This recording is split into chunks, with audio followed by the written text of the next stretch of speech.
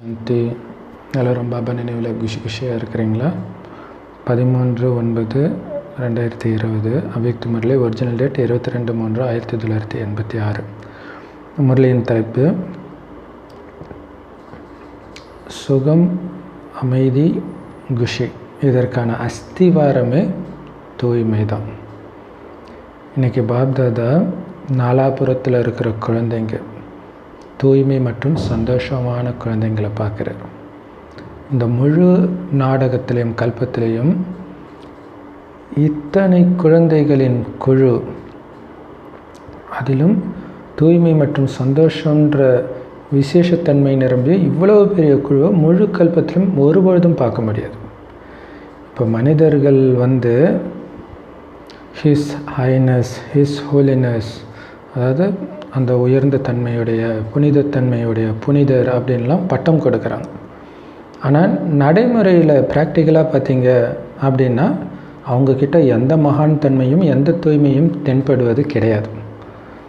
So Baba சொல்கிறார், இத்தனை மகான் தூய்மையான ஆத்மாக்கள் நிரம்பிய குழு வேறு எங்கேயாவது பார்க்க முடியுமான்னு பாப்தாதா பார்க்குறார். ஒவ்வொரு குழந்தைக்கும் தூய்மை ஆகியே தீருவேன் அப்படின்ற திடமான எண்ணம் இருக்குது. வெறும் நடத்தையில் மட்டும் தூய்மை கிடையாது, மூன்றிலும், எண்ணம், சொல், செயல் மூன்றிலும் தூய்மையாக ஆகியே தீர்வுன்ற திட எண்ணம் எல்லா குழந்தைங்கக்கிட்டையும் இருக்கிறத பாப்தாதா பார்க்குறேன். வேறு எங்கேயுமே இந்த மாதிரி தூய்மை ஆகியே தீர்வுன்ற உயர்ந்த திடமான எண்ணம் யாருமே வைக்கிறது கிடையாது. அதுவும் நிரந்தரமாக வைக்கிறது கிடையாது. இப்போ சபரிமலைக்கு போனால் ஒரு 40 நாள் இருப்பாங்க, அதுவும் இப்போ 3 நாள் ஆயிடுச்சு. ஸோ நிரந்தரமாக நான் தூய்மையாக தான் இருப்பேன் அப்படிங்கிற எண்ணம் எங்கேயுமே வைக்கிறது கிடையாது. எங்கேயுமே இந்த மாதிரி அது ஈஸியாகவும் இருக்கிறது கிடையாது. ஆனால் நீங்கள் தூய்மையை தாரணை பண்ணுறது ரொம்ப ரொம்ப ஈஸி அப்படின்னு உணர்றீங்க. காரணம் என்ன? பாப்தாதா கிட்ட இருந்து ஞானம் கிடைக்குது உங்களுக்கு. அந்த ஞானத்தின் பலம் கொண்டு உங்களுடைய ஆதி அனாதி ஸ்வரூபமே தூய்மை தான் அப்படின்னு உணர்றீங்க இல்லையா? ஆத்மாவுடைய உண்மையான குணமே தூய்மை தான். அதனால் அதை அடையிறது கஷ்டம் கிடையாது. நடுவில் குப்பை சேர்ந்துருச்சு, அந்த குப்பையெல்லாம் நீக்கிட்டால் போதும், தூய்மை ஆகிடும் அப்படின்னு புரிஞ்சுக்கிட்டீங்க. ஸோ பாபா நினைவில் இருந்து ஆத்மானு உணர்ந்து பாபா நினைக்க தூய்மை ஆகிடும். ஏன்னா தூய்மையாக தான் இருந்தோன்ற ஞானம் இருக்கிறதுனால ஒவ்வொரு கல்பத்திலும் நாம் தூய்மையாக ஆகிடுவோம் அப்படிங்கிற ஞானம் இருக்கிறதுனால இது நமக்கு ரொம்ப ஈஸியாக இருக்குது. உங்களுடைய ஆதி அனாதி ஸ்வரூபத்தை பற்றிய விழிப்புணர்வு உங்களுக்கு வந்துடுச்சு. அதுவே உங்களை சக்திசாலியாக்கி எல்லாத்தையுமே ரொம்ப ஈஸியாக அனுபவம் பண்ண வைக்கிது. உண்மையிலே உங்களுடைய உண்மையான ஸ்வரூபமே தூய்மை தான். கெட்ட தொடர்புடைய பிரபாவம் தான் அசுத்தம் இல்லையா? கெட்ட தொடர்புனால வந்த விஷயங்கள் தான் அசுத்தமே தவிர உண்மையிலே கடவுள் உங்களை எப்படி படைத்தார்? அவரை மாதிரி தூய்மையாக படைத்தார். என் சாயலில் என் குமாரனை படைத்தேன் தான் பைபிள்லேயும் இருக்கும். அதனால்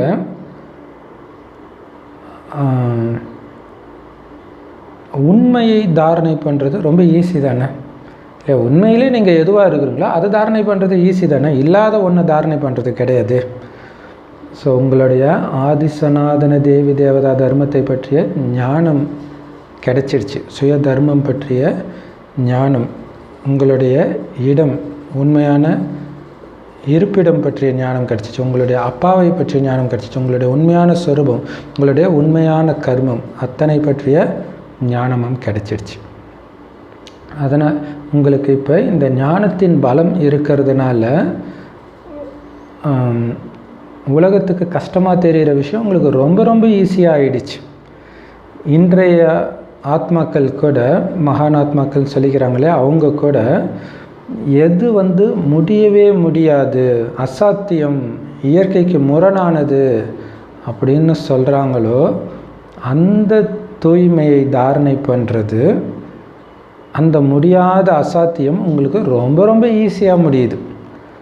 தூய்மையான ஆத்மாக்களானவங்களுக்கு இல்லையா? நான் தூய்மையான ஆத்மா, தூய்மை ஆக வேண்டியதில்லை, ஆல்ரெடி நான் தூய்மையாக தான் இருக்கிறேன். அதை உணர்ந்தால் போதும் தூய்மை ஆகிடுவீங்க, அவ்வளோதான். ஸோ தூய்மையை தாரணை பண்ணுறது கஷ்டமா அல்லது ஈஸியாக? ஒட்டுமொத்த உலகத்துக்கும் சவால் விடுறீங்க. என்னது? தூய்மை என்னுடைய சுயஸ்வரூபம், என்னுடைய உண்மையான குணமே தூய்மை தான். அந்த தூய்மையின் சக்தியின் மூலமாக தானாகவே அமைதியும் ஆனந்தமும் வரும். ஏன்னா தூய்மை இருக்கிற இடத்துல அமைதியும் ஆனந்தமும் வந்தே தீரணும். தூய்மை தான் அம்மா. அம்மா இருந்தால் குழந்தை வந்துடும் இல்லையா? அமைதியும் ஆனந்தமும் அதோடைய குழந்தைகள். ஸோ நீங்கள் தூய்மையில் மட்டும் கவனம் கொடுங்க, மற்றதெல்லாம் தானாக வந்துடும். ஆனால் மனிதர்கள் என்ன பண்ணுறாங்க? அமைதியும் ஆனந்தமும் வேணும்னு தேடி போய் ஏமாந்துட்டு இருக்கிறாங்க. தூய்மை இல்லாமல் அதால் அங்கே இருக்கவே முடியாது. லவ்ய பாபா செம இல்லையா? ஏன்னா அஸ்திவாரமே தூய்மை தான். தூய்மை தான் சாந்திக்கும் சந்தோஷத்துக்கும் தாய். அதாவது சாந்தியும் தூய்மையும் சாந்தியும் சந்தோஷமும் தூய்மையின் குழந்தைங்க. அதனால் தூய்மை எங்கே இருக்குதோ அங்கே தானாகவே அமைதியும் ஆனந்தமும் இருந்தே ஆகணும். ஏன்னா அது இல்லாமல் இருக்காது. தூய்மை கூடவே இருக்கிறவங்க இவங்களும். அதனால தான் நீங்களும் ஆனந்தமாக இருக்கிறீங்க. நீங்கள் ஆனந்தமாக இருக்கிறதுக்கு அஸ்திவாரம் ஆதாரம் வெளி உலக விஷயம் இல்லை, தூய்மை, உங்களுடைய உண்மையான குணம். அதனால் நீங்கள் துக்கப்படுறது நடக்கவே நடக்காது. தூய்மை இருந்தால் நம்ம எதை பற்றி கவலை பண்ணணும் இல்லையா? நீங்கள் நிரந்தரமாக ஆனந்தமாக இருப்பவர்கள். நீங்கள் எப்போ தூய்மையாக இருக்கிறீங்களோ அப்போ கண்டிப்பாக நீங்கள் ஆனந்தமாகவும் இருப்பீங்க. ஆனந்தம் இல்லைன்னா தூய்மையில் பிரச்சனைன்னு அர்த்தம். ஸோ தூய்மை தான் மெயின் இல்லையா? வீட்டில் எங்கேனாச்சும் லைட் எரியல அப்படின்னா மெயினில் போய் செக் பண்ணுறாங்க பாருங்க. அந்த மாதிரி இங்கே மெயின் எது? தூய்மை. அது சரி பண்ணிட்டா எல்லாமே சரியாயிடும். ஸோ தூய்மையான ஆத்மாக்களுடைய அடையாளமே அவங்க எப்போவுமே ஆனந்தமாக இருப்பாங்க. பாப்தாதா பார்க்குறேன், எத்தனை தூய்மையான ஆத்மாக்கள் நம்பிக்கை கொண்ட புத்தியோடு இங்கே உட்காந்துட்டு இருக்கிறாங்க இல்லையா? நம்பிக்கை கொண்ட புத்தி கொண்ட தூய்மையான ஆத்மாக்கள் எத்தனை பேர் இங்கே உட்காந்துட்ருக்குறாங்கன்னு பாப்தாதா பார்க்குறாங்க. பாருங்கள், உலக மனிதர்கள் அமைதியும் ஆனந்தத்தையும் தேடி ஓடிட்டு இருக்கிறாங்க. ஆனால் அதோடைய அஸ்திவாரமே தூய்மைன்னு அவங்களுக்கு தெரியல. தூய்மையை பிடிச்சிட்டா எல்லாம் வந்துடும். நீங்கள் தூய்மை ஆகணும், அவ்வளோதான். உங்களுடைய சுய தர்மத்தை உணரணும், அவ்வளோதான். இருக்கும் இடத்தை விட்டு இல்லாத இடம் தேடி எங்கெங்கோ அலைகிறான்றாங்க. அது இதுக்கு தான் இல்லையா? தூய்மை ஆகிட்டால் தானாகவே அமைதி ஆனந்தம் வரும்னு அவங்களுக்கு தெரியல. இந்த அஸ்திவாரத்தை பற்றி அவங்களுக்கு தெரியாததுனால, இந்த தூய்மையின் அஸ்திவாரம் பலமாக இல்லாத காரணத்தினால அவங்க என்னதான் கஷ்டப்பட்டு அடைந்தாலும் அந்த அமைதியும் ஆனந்தமும் ரொம்ப கம்மியான நேரத்துக்கு தற்காலிகமாக தான் இருக்கும். உடனே போயிடும். தூய்மை இல்லைனாலே போயிடும். ஸோ ஒரு நொடி அமைதி அடையிறாங்க, ஆனந்தத்தை அடையிறாங்க, அடுத்த நொடியே காணாமல் போயிடுது. காரணம், தூய்மை இல்லாமல் நிரந்தர அமைதியும் நிரந்தர ஆனந்தமும் சாத்தியமே கிடையாது. இதுதான் விதி. ஆனால் நீங்கள் அஸ்திவாரத்தை தாரணை பண்ணிட்டீங்க. அதனால் நீங்கள் எதை பற்றியும் கவலைப்பட தேவையில்லை. அமைதியை தேடி ஆனந்தத்தை தேடி நீங்கள் எங்கேயும் போக தேவையில்லை.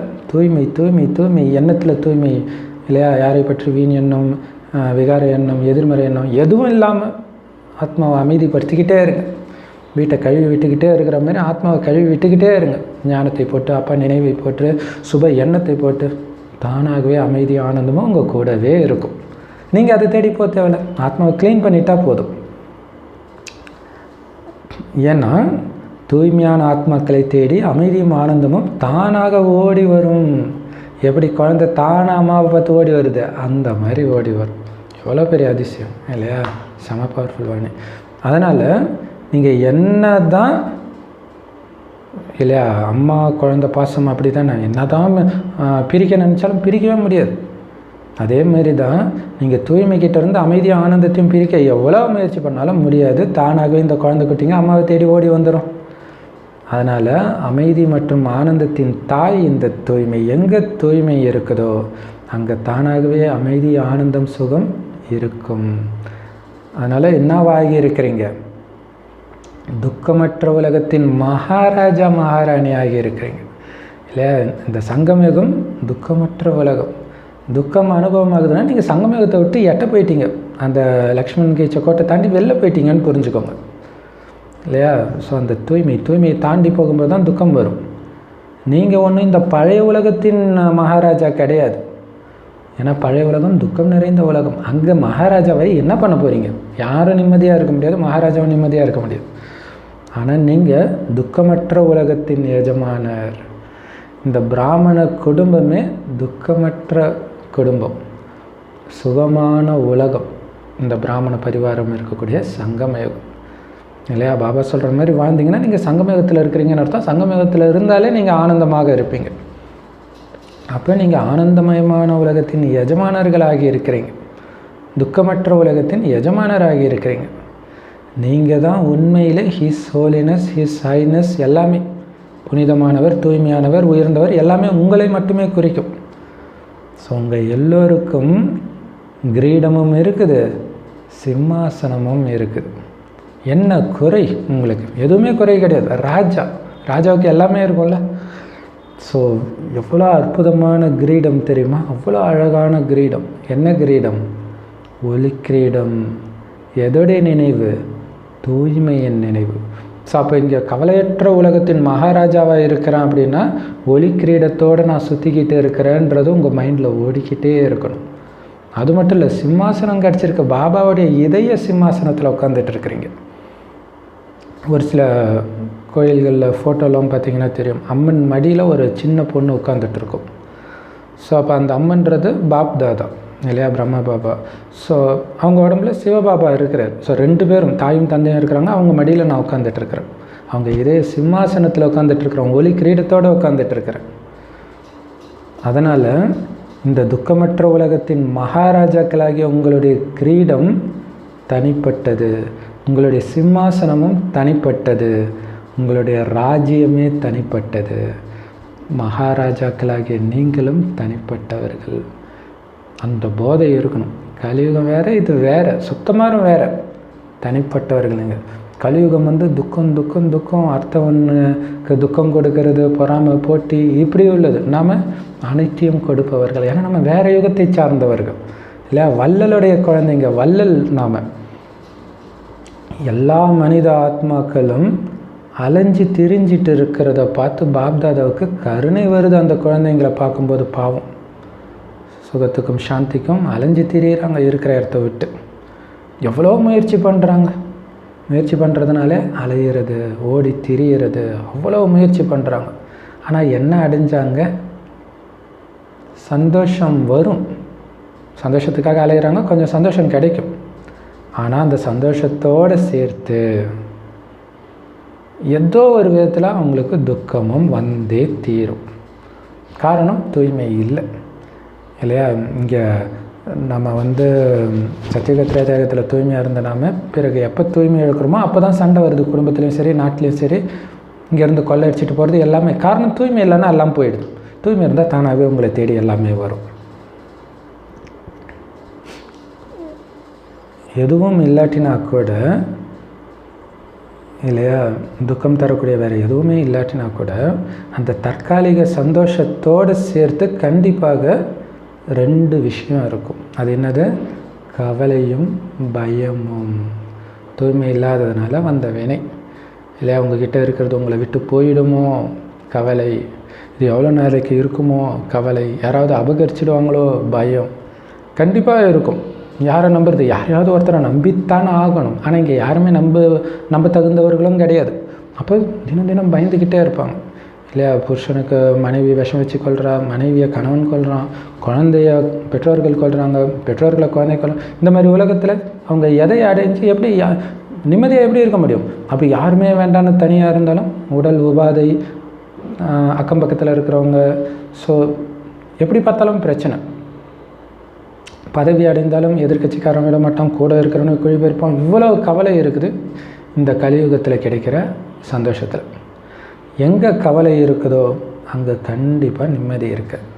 எங்கே பயம் இருக்குதோ அங்கே கண்டிப்பாக அமைதி இருக்காது. அதனால் மனிதர்கள் தேடி போகிறாங்களே சந்தோஷத்தை தேடி, அந்த சந்தோஷமே துக்கம் மற்றும் அசாந்திக்கான காரணமாக மாறுது. ஆனால் உங்களுக்கு அந்த துக்கத்தின் காரணத்தை தீர்ப்பதற்கு என்ன பண்ணணும் அப்படின்ற சொல்யூஷன் பதிலும் தெரியும். அது என்ன? தூய்மையாக இருந்தால் துக்கமே வராது. உங்ககிட்ட எதுவுமே இல்லைனாலும் ஆனந்தமாக இருப்பீங்க. இப்போ நீங்கள் தீர்வின் சொரூபமாகிட்டீங்க இல்லையா? அந்த சொல்யூஷனுடைய இல்லையா, அந்த பதிலுடைய சொரூபமாக இருக்குங்க. எல்லாத்துக்கும் உங்களுக்கு பதில் தெரியும். அதன் சொரூபமாகவே இருக்கிறீங்க. சும்மா சொல்கிறது மட்டும் கிடையாது. ஸோ அனைத்து பிரச்சனைக்கும் தீர்வு என்ன? தூய்மை. பாபா சொல்லல நான் எனது. இதை கட் பண்ணிட்டீங்கனாலே எந்த பிரச்சனையும் இருக்காது. உங்களுக்கு வலியை கொடுக்குறது ஒருத்தர் துரோகம் பண்ணுறாங்கன்னா துரோகம் பண்ணது இல்லை, ஏதோ ஒன்று உங்களுதுன்னு நினச்சிருப்பீங்க. அதை அவங்க எடுக்கிறாங்க அப்படின்னா என்னது நினைத்தது தான் அங்கே பிரச்சனை இல்லையா? ஸோ அதனால் இந்த தீர்வின் சொரூபமாக இருக்கக்கூடிய குழந்தைங்க முன்னாடி பிரச்சனைகள் எப்படி தெரியுமா வரும்? ஒரு பொம்மை மாதிரி விளையாடுறதுக்கு வருது. விளையாடத்தான் வருதே தவிர உங்களை பயமுறுத்த வரல. நீங்கள் எதையும் கண்டு பயப்படுறவங்க கிடையாது தானே. எங்கே அனைத்து சக்திகளின் கஜானா உங்களுடைய பிறப்புரிமையாக இருக்குதோ அங்கே உங்களுக்கு என்ன குறை இருக்கும்? அனைத்து சக்திகளும் இருக்கும்போது நீங்கள் எந்த குறையும் கிடையாது, நிரம்பி இருக்கிறீங்க. அப்படி தானே? யார் மாஸ்டர் சர்வசக்திவானாக இருக்கிறாங்களோ அவங்க முன்னாடி எந்த பிரச்சனையும் கிடையாது. ஸோ கடவுள் சர்வசக்திவான்னா நம்ம மாஸ்டர் சர்வசக்திவான் இல்லையா? அனைத்து சக்திகளும் நமக்கும் இருக்குது. ஸோ அந்த மாஸ்டர் சர்வசக்திவானுக்கு எதுவுமே பிரச்சனை கிடையாது. எப்படி ஒரு யானையுடைய காலுக்கு கீழே இருக்கிற எறும்பு யானைக்கு தெரியுமா? அந்த மாதிரி தான் பிரச்சனைகள் நமக்கு. அந்த யானை நாம், மகாரதி நாம், சக்திகளில் யானை மாதிரி இருக்கிற நமக்கு பிரச்சனையெல்லாம் எறும்பு மாதிரி. அது வந்ததே நமக்கு தெரியாது. Love you Bapdada. ஸோ மகாரதிகள் உங்கள் முன்னாடி பிரச்சனைகள் எறும்பு மாதிரி. எல்லாத்தையுமே விளையாட்டாக பார்க்கும்போது நீங்கள் ஆனந்தமாக இருப்பீங்க. பிறகு எவ்வளோ பெரிய பிரச்சனையாக இருக்கட்டும் உங்களுக்கு அது சின்னதாக தான் தெரியும். இப்போ குழந்தைங்களுக்கு புத்தினால் ஒரு விளையாட்டு விளையாட வைக்கிறாங்க. அது என்ன விளையாட்டு? கணக்கு போட சொன்னால் குழந்தைங்களுக்கு பிடிக்கல. அதே ஒரு விளையாட்டாக அபாக்கஸ் இதெல்லாம் பண்ணுறாங்க இல்லையா? விளையாட்டாக கணக்கு போட சொன்னால் குஷியாக போடுறாங்க, விளையாட்டு மாதிரி மாற்றி. அந்த மாதிரி தான் உங்களுக்கு பிரச்சனைகள் கிடையாது. அது எறும்பு, அவ்வளவு தானே? அப்படி தானே? இல்லை அது யானை மாதிரி தெரியுதா உங்களுக்கு? நீங்கள் யானை மாதிரி சக்திசாலி ஆகிட்டால் அது வெறும் எறும்பு உங்களுக்கு. எங்கே தூய்மை, அமைதி, ஆனந்தத்தின் சக்திகள் இருக்குதோ அங்கே துக்கம், அசாந்தியின் அலைகள் கனவுல கூட வராது. இப்போ பாருங்கள், பாபா சொன்னார் தூய்மை இருந்தால் தானாகவே அமைதியும் ஆனந்தமாக இருக்கும். இப்போ தூய்மை, அமைதி, ஆனந்தம் இருந்தால் அப்புறம் எப்படி துக்கம், அசாந்தி வரும்? கனவுல கூட வராது. அந்த மாதிரி சக்திசாலியான ஆத்மா முன்னாடி அசாந்தியும் துக்கமும் வர்றதுக்கு தைரியமே வைக்காது. தூய்மை. ஸோ எல்லாத்துக்கும் அஸ்திவாரமாக இருக்கிறது என்னது? தூய்மை. தூய்மையான ஆத்மாக்கள் எப்போவுமே ஆனந்தமாக உற்சாகத்தோடு இருக்கிறவங்க. ஸோ இது எப்போவுமே உங்களுடைய கவனத்தில் இருக்கட்டும். ஆனால் வெளி உலக விஷயங்கள் எல்லாம் வேறு மாதிரி உங்களை நினைக்க வைக்க முயற்சி பண்ணும். ஆனால் நீங்கள் அதை பிடிச்சிக்கிட்டே இருக்கணும். அதுக்கு தான் முரளி ரொம்ப முக்கியம். ஸோ முரளியை நீங்கள் அதில் தான் நாங்கள் எச்சரிக்கை வரோம். உங்களுக்கு நிஜத்தில் என்ன பிரச்சனை இருக்கோ அதுக்கான தீர்வு முரளியில் இருக்கும். அதனால் முரளி அந்த காரணத்துக்கு கொண்டு மிஸ் பண்ணவே கூடாது. சரி. ஸோ எப்போவுமே இது உங்கள் புத்தியில் இருக்கட்டும். நீங்கள் பலவிதமான குழப்பம், அலையிறது, அசாந்தி, துக்கம், இந்த சிலந்தி வலையிலிருந்தெல்லாம் வெளில வந்துட்டீங்க. அந்த வலையிலேருந்து தப்பிச்சிட்டிங்க. ஏன்னா உங்களுக்கு ஒரு விஷயத்தில் கூட துக்கம் கிடையாது இல்லையா? ஆனந்தமாக இருக்கிறீங்க, இல்லையா? சக்திசாலியாக இருக்கிறீங்க, தூய்மையாக இருக்கிறீங்க, மனசை சுத்தமாக வச்சுருக்கிறீங்க. ஏன்னா ஒரு துக்கம் வந்துட்டால் கூட அதோடைய குழந்தை குட்டியெல்லாம் கூட்டுட்டு வந்துடும். அது உங்களால் வெளியிலே வர முடியாத மாதிரி பின்னிடும். ஆனால் நீங்கள் அந்த வலையிலேருந்து தப்பிச்சிட்டிங்க. அப்போ உங்களை நீங்கள் மிகப்பெரிய பாக்கியசாலியாக உணர்றீங்க தானே? மனிதர்கள் எல்லாரும் குழப்பத்தில், அசாந்தியில் இருக்கிறாங்க. ஆனால் நம்ம எதுவுமே இல்லாட்டினாலும் பயங்கர ஆனந்தமாக இருக்கிறோம். ஏன்? தூய்மை இருக்குது, பாபா இருக்கிறார். ஸோ எவ்வளோ பாக்கியசாலி. எதுவும் இல்லாமலே ஆனந்தமாக இருக்கக்கூடிய கலை நமக்கு தெரியும். இன்றைக்கி ஆஸ்திரேலியாவை சார்ந்தவர்கள் இருக்கிறாங்க. பாப்தாதா ஆஸ்திரேலியாவை சார்ந்தவர்களுடைய விசேஷத்தை பற்றி பேசுகிறார். அவங்களுடைய தபஸ்யாவினாலும் மகாதானி அப்படிங்கிற உள்ளுணர்வுலையும் இருக்கிறாங்க. ஸோ அதுதான் மிகப்பெரிய விசேஷத்தன்மை. அதை தான் பாப்தாதா பேசுகிறார் இல்லையா. தபஸ்யாவிலே அவங்க பக்காவாக இருக்கிறாங்க, மகாதானியாக இந்த ஞானத்தை மற்றவர்களுக்கு வாரி வழங்கணும் அப்படின்ற அந்த உள்ளுணர்வில் இருக்கிறாங்க. ஞானம், சக்தி எல்லாத்தையும் நிரந்தரமாக சேவை செய்யணும் அப்படின்ற ஆழ்ந்த அன்போடு இருக்கிற அந்த தபஸ்யா தான் தபஸ்வி ஆத்மாக்களாகிய உங்களுக்கும் நல்ல பலனை கொடுக்குது, மற்ற ஆத்மாக்களுக்கும் நல்ல பலனை கொடுக்குது. ஸோ இந்த விதியையும் வளர்ச்சியையும் இடத்திற்கேற்ப பாப்தாதா பார்த்து ரொம்ப சந்தோஷம் அடைகிறார். ஆஸ்திரேலியா கண்டிப்பாக தனித்துவம் வாய்ந்தது, எக்ஸ்ட்ராடினரி தான். அங்கே இருக்கிற எல்லோருமே சேவைக்காக அனைத்தையும் தியாகம் செய்கிற உள்ளுணர்வு உடனடியாக அவங்களுக்கு வந்துடுது. அதனால தான் ஆஸ்திரேலியாவில் இத்தனை சென்டர்கள் திறக்கப்பட்டு இருக்குது. நாம் எப்படி பாக்கியத்தை அடைஞ்சோமோ பாபா கிட்ட, அதேமாரி மற்றவர்களுக்கும் பாக்கியத்தை உருவாக்கணும் அப்படிங்கிற எண்ணம் எல்லார்கிட்டையும் இருக்குது. ஸோ ஒரு திட எண்ணம் வைக்கிறதுக்கு பேர் தான் தபஸ்யா. தபஸ்யானால ஒரே எண்ணத்தில் நிலைச்சிருக்கிறது, திடமாக இருக்கிறது இல்லையா. தூய்மையாக இருக்கணும், தூய்மையாக இருந்தே தீர்வேன், அதுதான் உண்மையான தபஸ்யா. சும்மா உட்காந்துக்கிட்டு கொஞ்ச நேரம் பாபா நினைக்கிறது மட்டும் இல்லை, அந்த ஒரே எண்ணத்தில் பாபா என்ன சொன்னாரோ அதுவாகவே இருக்கிறது. ஸோ அதனால் இந்த தியாகம் மற்றும் தபஸ்யா விதியின் மூலமாக நீங்கள் வளர்ச்சி அடைஞ்சிக்கிட்டே இருக்கிறீங்க, முன்னேறிட்டே இருக்கிறீங்க. சேவை செய்யணும் அப்படிங்கிற அந்த நோக்கமே பலவிதமான எல்லைக்குட்பட்ட உள்ளுணர்வுகள் எல்லாம் முடிச்சிடுது இல்லையா. சேவை பாவனை மட்டுமே இருக்குது. தியாகம் மற்றும் தபஸ்யா தான் வெற்றிக்கான ஆதாரமே. புரிஞ்சுதா? உங்களுக்கு குழுவின் சக்தி இருக்குது. ஒருத்தர் ஒன்று சொல்கிறாங்க, இன்னொருத்தங்க அதை செஞ்சாங்க. ஒருத்தர் சொன்னது ஒன்று, இன்னொருத்தர் அதெல்லாம் முடியாதுன்னு சொல்கிற மாதிரி இருக்கக்கூடாது. சொன்னால் இன்னொருத்தங்க செய்யணும், அப்படி இருக்கணும். அப்போ தான் அது குழு இருக்கும். இல்லைன்னா குழு உடஞ்சிடும் இல்லையா. நீ சொல்கிறத நான் செய்ய மாட்டேன், அதெல்லாம் முடியாது அப்படி இப்படின்னா அப்புறம் குழுவின் சக்தி இல்லாமல் போயிடுமே, குழு உடஞ்சதுன்னா. அதனால தான் பாபா சொல்கிறாரு, ஒருத்தர் ஒன்று சொல்கிறாங்க அப்படின்னா இன்னொருத்தர் அதுக்கு ஒத்துழைப்பு கொடுத்து ஊக்க உற்சாகத்தோடு அதை நடைமுறைப்படுத்தணும். அதுதான் குழுவின் சக்தி. ஸோ பாண்டவர்களுடைய நல்ல குழு இருக்குது. அவங்க எப்போவுமே நீ நான் அப்படின்னு பிரித்து பார்க்கவே மாட்டாங்க. அவங்க எப்போவுமே பாபா பாபா பாபா. ஓ பாபா இப்படி சொல்கிறாரா, சரி பாபா இப்படி சொன்னால் பண்ணிடலாம் இல்லையா. அவங்க சொல்கிறாங்கன்னு தெரியாது, பாபா சொல்கிறாங்கன்னு தெரியும், அவ்வளோதான், பிரச்சனை முடிஞ்சிடுச்சு. எப்போ பிரச்சனை வருது, நான் நீ என்னிது உன்னிதுன்னு வரும்போது தான் பிரச்சனை வருது. எப்போ நீங்கள் பாபாவை முன்னாடி வைக்கிறீங்களோ அங்கே எந்த விதமான பிரச்சனைகளும் உங்கள் முன்னாடி வர முடியாது. நீங்கள் எப்பவுமே தடைகளிலிருந்து விடுபட்டவராக அனுபவம் செய்யக்கூடிய ஆத்மாக்கள், அதிவேகத்தில் பறக்கும் கலையை அனுபவம் செய்யக்கூடிய ஆத்மாக்கள். தடையும் இல்லை, அதிவேகத்தில் பறந்துட்டும் இருக்கிறோம், அந்த மாதிரி ஆத்மாக்கள் நீங்கள். ஸோ இது மாதிரி நீண்ட காலமாக தடைகளற்ற நிலையை யார் அனுபவம் பண்ணுறாங்களோ அதுதான் ரொம்ப பலமான நிலை இல்லை. தடை இல்லாமல் இருக்குது, மறுபடியும் தடை வருது, அப்படி இருக்கக்கூடாது. ஸோ யார் அடிக்கடி தடையின் பிரபாவத்துக்கு வந்துடுறாங்களோ அவங்களுடைய அஸ்திவாரமே பலகீனமாகிடுது இல்லை.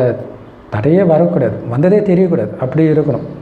பாபா சொல்கிற மாதிரி யானை காலு கீழே இருக்கிற எறும்பு மாதிரி இருக்கணும், வந்ததே தெரியக்கூடாது, சக்திசாலியாக நீங்கள் இருந்தீங்கன்னா.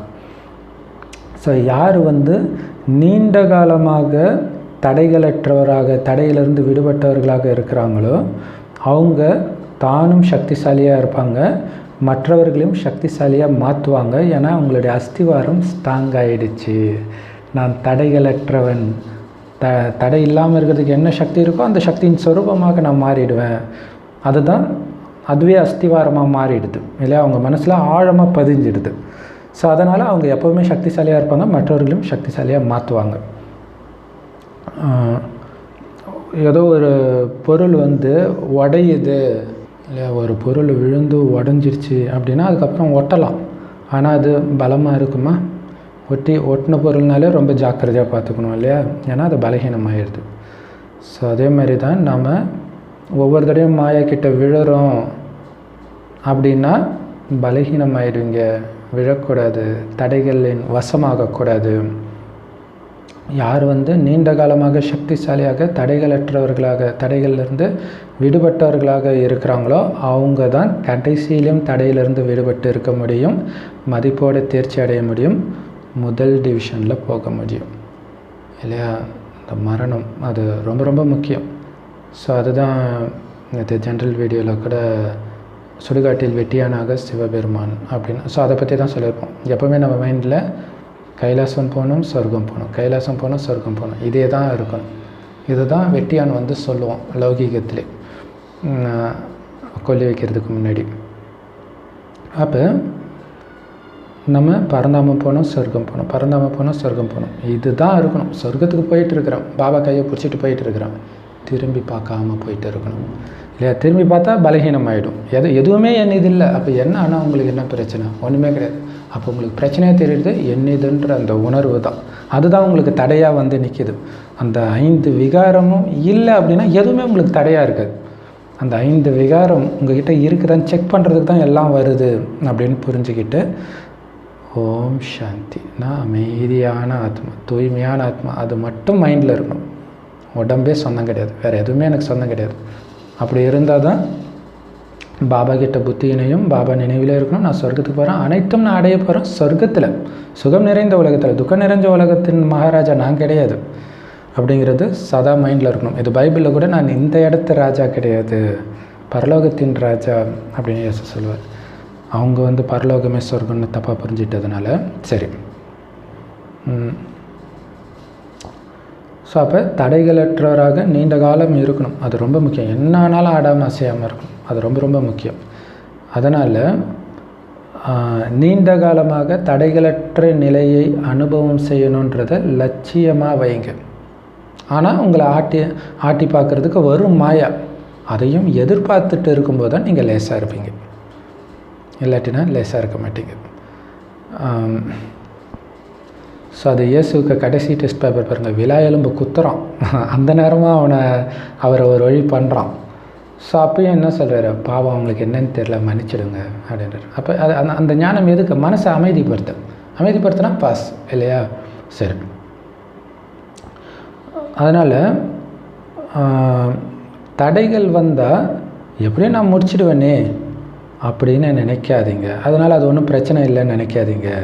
ஏன்னா ஒவ்வொரு தடவையும் தடை பிறகு நீங்கள் முடிச்சிட்டே இருக்கிறீங்க ஒவ்வொரு தடவையும் அப்படின்னா அது தடையாக அதன் வசமாகி பிறகு ஞானத்தை பிடிச்சிட்டு வெளியில் வர்றதுக்குள்ளே உங்களுக்கு நேரம் எவ்வளோ வேஸ்ட் ஆகுது, சக்தி எவ்வளோ வேஸ்ட் ஆகுது.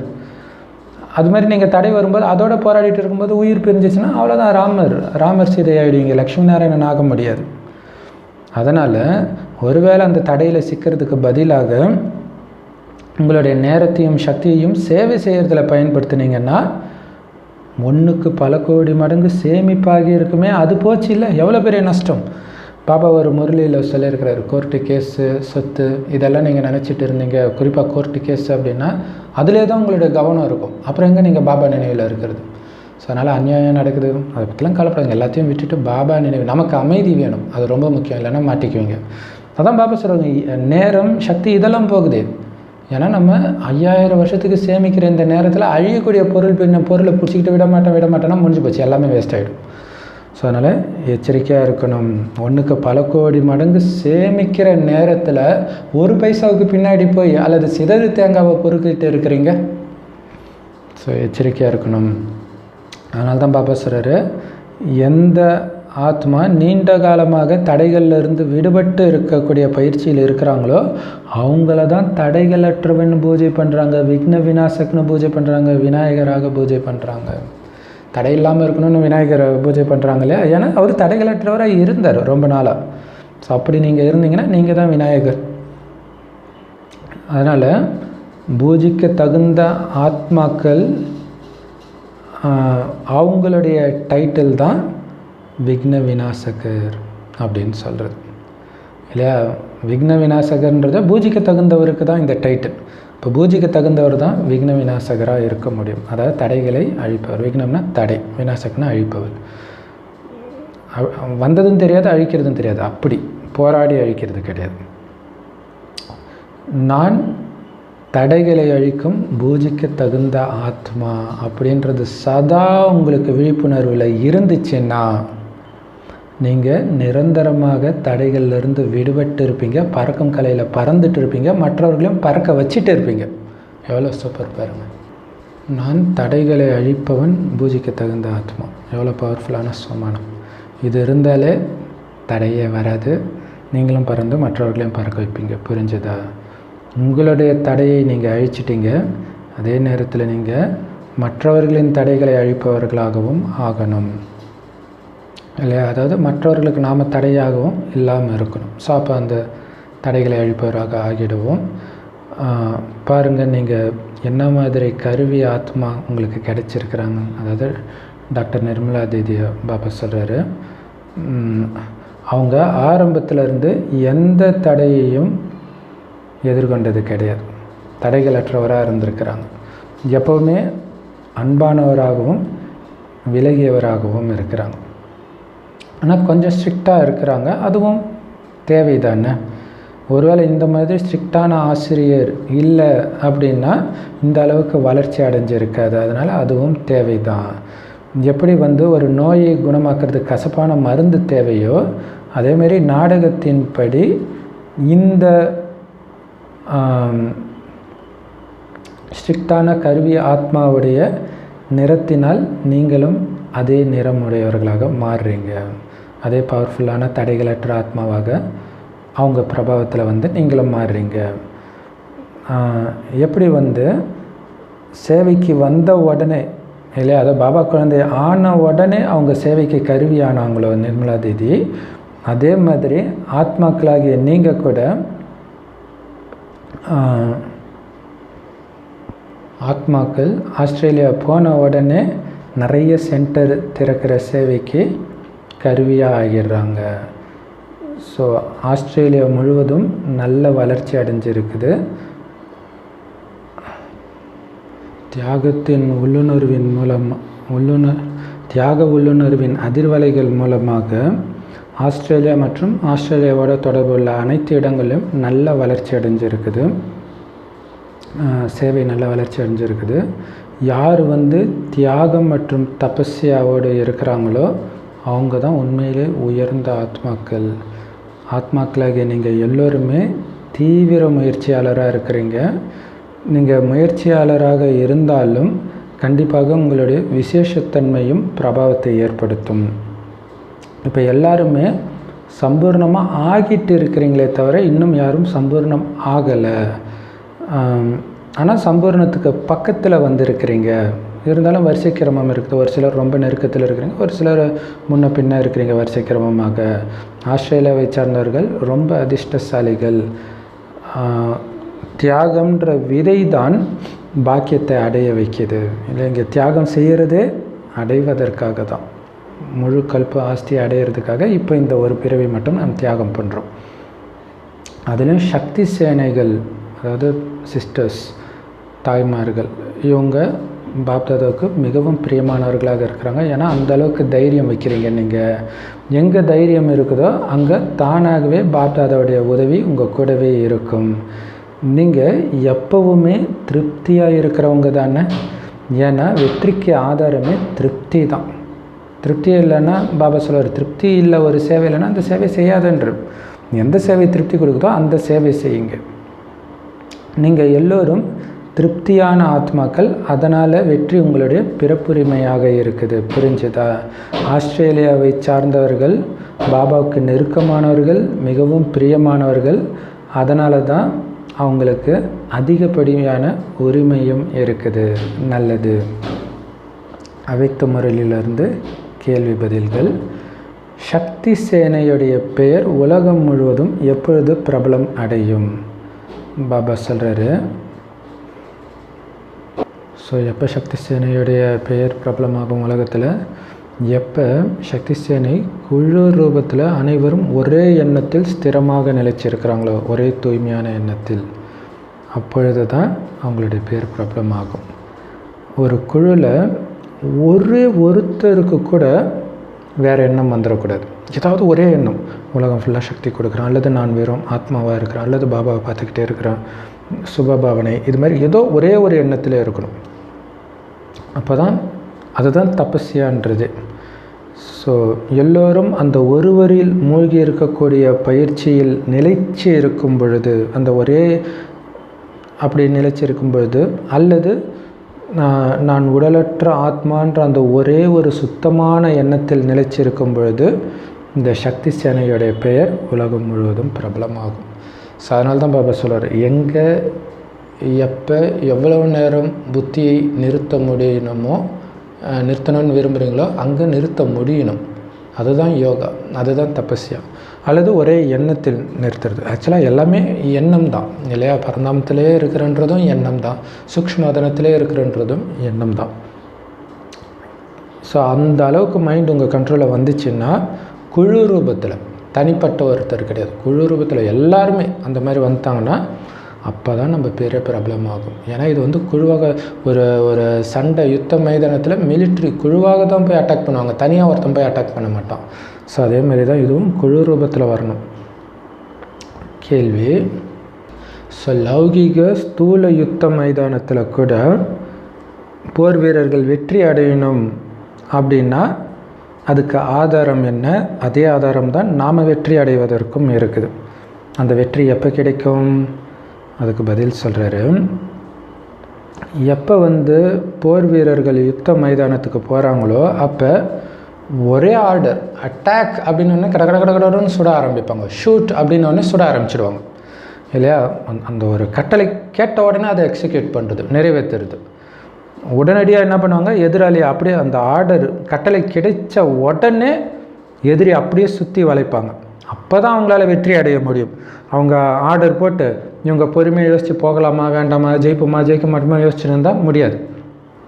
அதே மாதிரி தான் இந்த ஆன்மீக சேனையில் கூட எப்போ ஒவ்வொருத்தரும் குழு ரூபத்தில் அப்படியே ஒரே சீரான நிலையில் நிலைச்சிருக்கிறாங்களோ, ஒரே எண்ணத்தில் நிலைச்சிருக்கிறாங்களோ, பாபா ஆத்மா அப்படின்ற உணர்வில் நிலைங்கன்னு ஒரு செய்கை கொடுத்தா போதும், அப்படியே அவங்களால நிலைக்க முடிந்தால் அப்போ வெற்றி முரசு ஒலிக்க ஆரம்பிக்கும் இல்லையா? மிலிட்ரியில் வந்து அட்டென்ஷன், அது சொல்லும்போதே டக் டக் டக் டக்குன்னு அந்த சவுண்டெல்லாம் கேட்கும் இல்லையா? அந்த துப்பாக்கியை மாற்றுறது எல்லாமே. ஸோ அந்த மாதிரி நம்ம ரெடியாக இருக்கணும் இல்லையா? ஸோ சக்தி கொடுக்கணும், அமைதியின் சக்தி கொடுக்கணும், சுற்றி என்ன வேணாலும் நடக்கணும் அமைதி. ஏன்னா இது யுத்த மைதானம் இல்லையா? அமைதி, நம்ம பீஸ் ஆர்மி இல்லையா? அமைதி சேனை. ஸோ இதுலேயும் நம்ம அந்த அளவுக்கு எவரடியாக இருக்கும் பொழுது மட்டும்தான், குழு ரூபத்தில், தனிப்பட்ட ஒருத்தரில் குழு ரூபத்தில் இருக்கும்போது தான் வெற்றி முழக்கம் ஒலிக்கும். அடுத்த கேள்வியும், ஸோ இந்த கலியுக மலை, துக்க மலை எல்லார் மேலேயும் இருக்குது. இதை தூக்கி கடாசனம் அப்படின்னா ஒரு பாபாவுடைய கட்டளையை ஃபாலோ பண்ணுறதுக்கு எப்போவும் நீங்கள் எவர் ரெடியாக இருக்கணும். அது என்ன கட்டளை? ஸோ பாபா வந்து ஜஸ்ட் இந்த கட்டளை கொடுப்பார். அது என்ன அப்படின்னா, ஒரு வினாடியில் நீங்கள் எல்லோரும் அந்த ஒரே ஸ்திரமான நிலையில் நிலைச்சிருக்கணும். ஒன்று பாபாவுடைய அன்பில் மூழ்கிறது, அல்லது ஆத்மான்ற உணர்வு, சொர்க்கம் போகிறேன் கைலாசம் போகிறேன் ஏதோ ஒரு எண்ணத்தில் நிலைக்க சொன்னார்னா அப்படியே நிற்கணும். எப்போ அந்த ஒரே எண்ணத்தில் அனைவருடைய எண்ணமும் மூழ்கி இருக்குதோ, வேறு எந்த எண்ணமும் வராமல் இருக்குதோ ஒருத்தருக்கு கூட, அப்போ தான் இந்த கலியுக மலை தூக்கி கடைசப்படும். ஸோ அந்த ஒரு வினாடி அனாதியாக இருக்கும் இல்லையா? சொர்க்கத்திலையும் அப்படியே இருக்குது, அதே ஒரே நிலையிலே இருக்கிறாங்க, சீரான நிலை, வேறு எண்ணமே வராமல் இருக்குது. அதனால் ஒரு வினாடி ஸ்திரமாக இருந்துட்டு அடுத்த வினாடி கீழே வந்துடக்கூடாது, கவனம் கொடுக்கணும். சரி, ஒவ்வொரு பிராமண குழந்தையுடைய கடமை என்ன? அதுக்கு பதில், இந்த குழு, பிராமண குழு ஃபுல்லாகவே ஒரே சீரான நிலையில் நிலைக்கிறதுக்கு நம்ம ஒத்துழைப்பு கொடுக்கணும். இது ஒவ்வொரு பிராமண குழந்தையுடைய கடமை. ஸோ அதுக்கு தான் கூட்டாக யோகா பண்ணுறது, பக்தி அப்படின்னு சொல்கிறது என்னது? கூட்டாக யோகா பண்ணுறது. அப்போ எல்லோரும் ஒரே மாதிரி இருக்க மாட்டாங்க இல்லையா? ஒவ்வொருத்தருக்கும் ஒரு மாயா வரும், புதுசாக வந்த குழந்தைக்கு ஒரு மாதிரி இருக்கும், பழைய குழந்தைக்கு ஒரு மாதிரி இருக்கும், இந்த மாதிரிலாம் இருக்கும். ஸோ அப்போ எல்லோரும் ஒரே சீராக பாபா நினைவில் இருக்க மற்றவர்களுடைய மனநிலையும் அப்படியே எண்ணங்கள் குறைஞ்சி ஒரே சீரான நிலைக்கு வரும். அப்படி எடுத்துகிட்டு வர்றது நம்மளுடைய கடமை. ஸோ அதுக்காக தான் இப்போ உலகம் ஃபுல்லாக லாக்டவுன் டைமில் கூட இந்திய டைம் படி 5 to 5 அதேமாதிரி உலகம் ஃபுல்லாகவே அந்த டைமில் ஒரே ஒரு ப்ராக்டிஸ்லேயே இருக்குது. சரி, நீங்கள் எப்போவுமே அஞ்ஞானிகளை பொறுத்த வரைக்கும் அவங்க பாபா குழந்தை ஆகணும்னு உயர்ந்த எண்ணம், தூய்மையான எண்ணம் வைக்கிறீங்க. ஞானம் கிடைக்கணும், அவங்களுக்கு ஞான ஒளி கிடைக்கணும் அப்படின்ட்டு. அதே மாதிரி அது அஞ்ஞானிகளுக்கு பண்ணுற சுப எண்ணம். அதே மாதிரி இங்கே பிராமண பரிவாரம், தெய்வீக பரிவாரம் இருக்குது இல்லையா, இவங்க எல்லோரும் ஒரே சீரான நிலையில் இருக்கணும், குழுவின் சக்தி அதிகரிக்கணும் அப்படின்னா ஒருத்தருக்கு ஒருத்தர் சுபபாவனை வைக்கணும். ரொம்ப முக்கியம் இல்லையா? அஞ்ஞானிகளுக்கு ஞானம் கிடைக்கணும்னு சுபபாவனை வைக்கிறீங்க, இங்கே எல்லோரும் ஒரே சீரான நிலைக்கு வரணும் அப்படின்னு நம்மளால் முடிஞ்ச அளவுக்கு சுபபாவனை வச்சுக்கிட்டே இருக்கணும். அப்படி சுபபாவனை வைக்கிறதுக்குன்னே திட்டமிடுங்கள். அதனால் நான் நல்லா தானே இருக்கிறேன் அது போதும்னு திருப்தி அடைஞ்சிடக்கூடாது இல்லையா? எல்லாரையுமே நமக்கு சமமாக்குறது நம்மளுடைய கடமை, ஒவ்வொரு பிராமண குழந்தையுடைய கடமை. கேள்வி: பாபாவுடைய ஞானத்துடைய விசேஷம் என்ன? பதில்: குழுவின் பலம்தான் பாபா ஞானத்தின் விசேஷம் இல்லையா? குழுவாக மாத்துறார், அதுதான் பெரிய விஷயம் இல்லையா? இப்போ கிறிஸ்டின், முஸ்லீம் அவங்கவுங்களுக்குன்னு ஒரு ஞானம் இருக்குது. எல்லா கிறிஸ்டினும் ஒரே மாதிரி இருக்கிறது இல்லை, முஸ்லீம் இல்லை. ஆனால் இங்கே பிராமணர்கள் அத்தனை பேரும் ஒரே சீரான நிலையில் இருக்கணும், மனநிலை ஒரே மாதிரி இருக்கணும். அப்படி எடுத்துகிட்டு வர்றது தான் பாபா ஞானத்துடைய விசேஷமே. அதுக்கு தான் கடவுளே ஞானம் கொடுக்குறார், இல்லைன்னா ஆத்ம ஞானமே போதுமே. அதனால் இது பார்த்திங்கன்னா ஓரளவுக்கு நீங்கள் ஜெகோவின் சாட்சிகள் அவங்களுடைய மீட்டிங்க்கு போனீங்கன்னா, எதுக்கு போனாலுமே பார்த்திங்கன்னா அவங்கக்கிட்ட அந்த ஒரே சீரான நிலை பார்க்க முடியும். ஆச்சரியமாக இருக்கும். ஸோ நம்ம பண்ண வேண்டியதை அவங்க பண்ணிகிட்ருக்குறாங்க. ஸோ எப்போயாவது வாய்ப்பு கிடச்சா ஒரு தடவை போயிட்டு வாங்க. சரி, இப்போ பிராமணர்கள் அப்படி ஒரே சீரான நிலையில் அந்த குழு ஒற்றுமையாக இருக்கிறது தான் அப்படியே அடுத்த பிறவியில் சமஸ்காரமாக தேவதா தர்மம் இருக்குது. அங்கே எல்லோரும் ஒரே சீரான நிலையில், ஒரே தர்மம், ஒரே ராஜ்யம், ஒரே வழியில் இருக்கிறாங்க. ஸோ அந்த சமஸ்காரம் எங்கேருந்து போன சமஸ்காரம்? இப்போ இந்த சங்கமக பிராமணர்கள்கிட்டேருந்து போன சமஸ்காரம். அடுத்த கேள்வி: ஒரு விஷயத்தில் சம்பூர்ண மாற்றம் ஏற்படுவதன் மூலமாக நீங்களும் சம்பூர்ணமாக முழுமையாக ஆகுறீங்க, அந்த முழுமைத்தன்மைக்கு பக்கத்தில் வரீங்க. அது என்ன மாற்றம்? பதில்: உங்கள் எல்லோருக்கும் ஏதோ ஒரு தேக உணர்வின் முக்கியமான சமஸ்காரம் இருந்துடுது. அதை மட்டும் மாற்ற முடியல. அது என்னுடைய சுபாவம், நேச்சர் அப்படின்னு சொல்கிறீங்க இல்லையா, அது கூட கொஞ்சம் கூட இருக்கக்கூடாதுன்ற அந்த சமஸ்காரத்துடைய இம்மி அளவு கூட இருக்கக்கூடாது. அதையும் மாற்றுங்க. உங்களுடைய சமஸ்காரம்னு சொன்னீங்க பாருங்கள், அதை அப்படியே பாப்தாதாவுடைய சமஸ்காரமாக மாற்றுங்க. அப்படின்னு அர்த்தம், பாப்தாதாவுடைய சமஸ்காரம் உங்களுடையதாக மாறிடணும், உங்களுடைய இது வெளியேறிடணும் அல்லது மாறிடணும். இதுதான் கடைசி முயற்சி, இதுதான் உங்களை சம்பூர்ணமாக ஆக்கும். சரி, பாப்தாதா எப்போ வெளிப்படுவார் இல்லையா? இவ்வளோ நேரம் சக்தி சேனை எப்போ அவங்களுடைய பேர் பிரபலமாக இருந்தாங்க. இப்போ பாப்தாதா வந்துட்டாருன்றது எப்போ வெளிப்படும் அப்படின்னா, எப்போ ஒவ்வொருத்தருக்குள்ளேயும் பாப்தாதாவுடைய சமஸ்காரம் மட்டுமே தெரியுதோ, உங்களை பார்த்தா கடவுள் தான் தெரியணும், அந்த மாதிரி எப்போ தெரியுதோ அப்போ தான் பாப்தாதா வெளிப்படுவார். அப்போ தான் இவங்க கடவுளுடைய குழந்தைங்க அப்படின்னு புரிஞ்சுக்குவாங்க. பிரம்மகுமாரிகள்னாலே அவ்வளோ இனிமையானவர்கள் அப்படின்னு உணரணும். இப்போ ஜெகோவின் சாட்சிகள் சொல்கிறோம் இல்லையா, ஸோ அந்த மாதிரி நம்ம சென்டருக்கு வந்தவங்க சொல்லணும் இல்லையா? அப்படி அவங்க ஈர்க்கப்பட்டாங்கன்னா நம்ம சென்டரை விட்டு யாருமே போகக்கூடாது. அப்படி போகிறாங்கன்னா நம்ம இன்னும் ஆகலை, அசுர குணத்தை வெளிப்படுத்துகிறோம், அது தாங்காமல் ஓடி போயிடுறாங்க. ஸோ அந்த பாபாவுடைய குணத்தை நம்ம வெளிப்படுத்தணும். ஸோ அப்போ என்ன பண்ணணும்? பாபாவுடைய சமஸ்காரம் எல்லாருக்கிட்டேயும் இருக்குது இல்லையா, அதை தாரணை பண்ணணும், அதை காப்பி பண்ணிக்கணும். ஸோ காப்பி பண்ணி அவருக்கு ஈக்குவலாக ஆகணும். ஸோ அதுக்கு தான் பாப்தாதாவை ஃபாலோ பண்ணுங்க அப்படின்றாங்க. அப்போ உங்களுடைய சமஸ்காரத்தை மாற்றணும் அப்படிங்கிற அந்த நேரம், சக்தி வீணாகிறது எல்லாமே பாதுகாக்கப்படுது, மிச்சமாகிடுது. அப்போ தான் நீங்கள் பாப்தாதா வெளிப்படுத்த முடியும். அதுதான் அங்கே பைபிள் அழகாக என்னை கண்டவன் பிதாவை கண்டான் அப்படின்னு இயேசு சொல்கிறார். ஸோ அங்கே நடந்துச்சோ இல்லையோ இங்கே நடக்கணும், இதோடைய நினைவாக தான் அங்கே வருது இல்லையா? பக்தி மார்க்கத்தில் எங்கே பார்த்தாலும் நீயே நீயே எங்கும் நிறைந்தாயே அப்படியெல்லாம் சொல்கிறாங்க இல்லையா, அது பக்தி மார்க்கத்தில் அர்த்தம் தெரியாமல் சொல்கிறாங்க. ஆனால் இங்கே நீங்கள் என்ன பண்ணுறீங்க, யாரை பார்த்தாலும் அவங்களுக்குள்ளே இருக்கிற பாப்தாதோடைய சமஸ்காரம் தான் உங்கள் கண்ணுக்கு தெரியணும் இல்லையா, குறைகளே தெரியக்கூடாது. ஸோ அந்த சமஸ்காரத்தை எடுத்து நம்மளுடைய சமஸ்காரமாக மாற்றணும். இப்போ எல்லாருக்குள்ளேயும் பாப்தாதா சமஸ்காரம் மட்டுமே தெரியணும், அப்போ தான் பாப்தாதா வெளிப்படுவாங்க. வரதானம் கோபம் மற்றும் அதிகாரம் பண்ணக்கூடிய குணத்தின் அம்சத்தை கூட தியாகம் பண்ணக்கூடிய சுயமரியாதையில் நிலைத்திருக்கக்கூடிய புண்ணிய ஆத்மா ஆகுங்கள். அதுக்கு விளக்கம், எந்த குழந்தைங்க சுயமரியாதையில் நிலைச்சிருக்கிறாங்களோ அவங்க வள்ளலாகி ஒவ்வொருத்தருக்கும் மரியாதை கொடுப்பாங்க, எல்லார்கிட்டையும் மரியாதையாக நடந்துக்குவாங்க. ஏன்னா வள்ளல்னாலே என்ன அர்த்தம், கருணை நிரம்பியவர்னு அர்த்தம். அவங்களுக்குள்ள எந்த ஆத்மாவையும் அதிகாரம் பண்ணணுன்ற சின்ன எண்ணம் கூட வராது.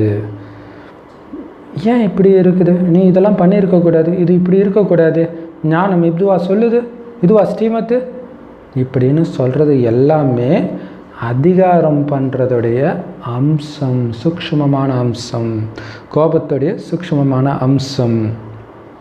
ஆனால் சுயமரியாதையில் நிலைச்சிருக்கக்கூடிய புண்ணிய ஆத்மாக்கள் எப்படி தெரியுமா இருப்பாங்க, விழுந்தவங்களை கூட தப்பு பண்ணுறவங்கள கூட உயர்த்தி அவங்களையும் பாபா சேவையில் சகயோகியாக மாற்றுவாங்க இல்லையா, விட்டு கொடுத்து போவாங்க. அவங்க எப்போவுமே அவன் செஞ்ச பாவ கர்மத்துடைய விளைவை அவன் அனுபவிக்கிறான். ஏதாவது ஒன்று பண்ணால் அதோடைய பலன் அவன் அனுபவிச்சு தான் ஆகணும், அவன் விழுந்து தான் ஆகணும். இந்த மாதிரி எண்ணமே அவங்களுக்கு இருக்காது. ஸோ அதுதான் கருணை நிரம்பிய புண்ணிய ஆத்மா அப்படின்னு சொல்கிறது. ஸோ அப்போ எவ்வளோ ஜாக்கிரதையாக இருக்கணும் பாருங்கள் இல்லை. இதெல்லாம் ஸ்ரீமத்தா இவங்க இப்படி பண்ணுறாங்க, அது கூட என்னது கோபம், அந்த அகங்காரத்துடைய அம்சம், அதையெல்லாம் விட்டுடணும்.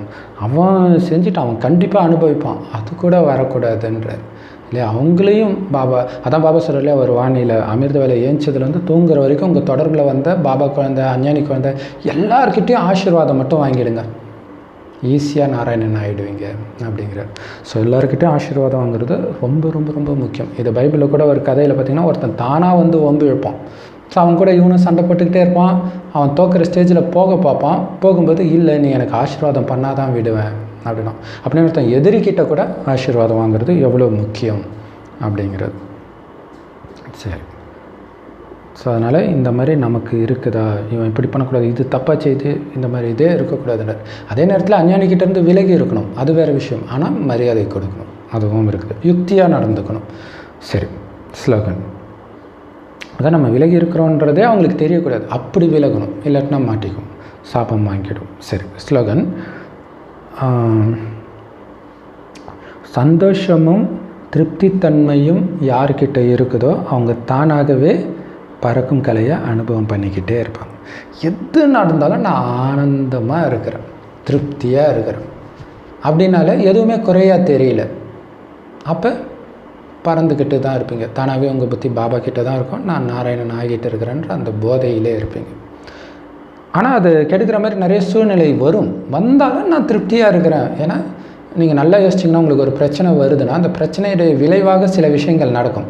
அது நீங்கள் ஏதோ ஒரு டைமில் பாபா கிட்ட கேட்டதாக இருக்கும், நீங்கள் கேட்டது நடக்குது, ஆனால் நீங்கள் எதிர்பாராத விதமாக நடக்குது, அவ்வளோதான். ஸோ அப்போவும் நான் திருப்தியாக தான் இருக்கிறேன். அந்த பிரச்சனையின் மூலமாகவும் உங்களுக்கு நிறைய நன்மை இருக்கும், அதையும் புரிஞ்சுக்கணும். அது பிரச்சனையாக உங்களுக்கு எப்போ தெரியும், நான் என்னது அப்படின்ற உணர்வு இருக்கும்போது தான் தெரியும். அது இல்லை பாபா எல்லாமே உன்னுடையது, நான் வெறும் பொறுப்பு, சரி கருவி, பொறுப்பு நீ தான் அப்படின்னு அவர்கிட்ட எல்லாத்தையும் கொடுத்துட்டிங்கன்னா நீங்கள் பறந்துக்கிட்டே இருக்க போகிறீங்க, திருப்தியாக இருக்க போகிறீங்க, ஆனந்தமாக இருக்க போகிறீங்க. ஸோ இன்றைக்கி வாணி ஃபுல்லாகவே அதுதான் இல்லையா. தூய்மை இருந்துச்சுன்னா அமைதி இதெல்லாம் வந்துடும். தூய்மைனா என்ன அர்த்தம், எண்ணம் சொல் செயலால் யாருக்குமே எந்த விதமான கெடுதலும் துக்கமும் விகார எண்ணமும் இல்லாமல் இருக்கிறது. ஓம் சாந்தி. Love you Bap Dada. Thank you Bap Dada. குஷியாக இருங்க, குளிர்ச்சியாக இருங்க. செம பவர்ஃபுல் வாணி.